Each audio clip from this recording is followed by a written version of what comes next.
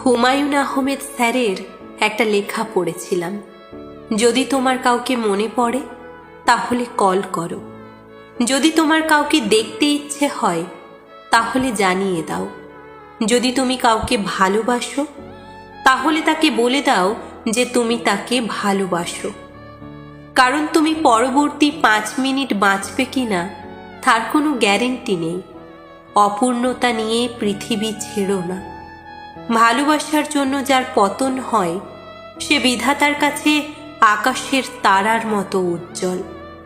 সঙ্গে ছিলাম, সঙ্গী ছিলাম না, কাছে ছিলাম, কাজের ছিলাম না, প্রয়োজন ছিলাম, প্রিয়জন ছিলাম না।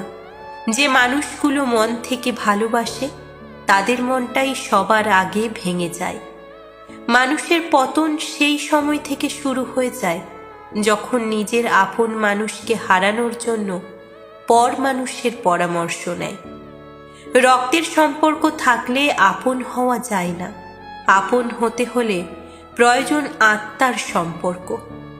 আমি শুধু সেই মানুষগুলোকে কখনোই ভুলবো না যাদের জন্য আমি নিঃশ্বাস বন্ধ হয়ে যাওয়ার মতো কষ্ট নিয়ে কেঁদেছি। রেগে যাওয়ার আগে নিজেকে সামলানোর চেষ্টা করুন, কারণ মনে রাখবেন প্রতিটা রাগই জীবন থেকে কিছু না কিছু কেড়ে নেয়।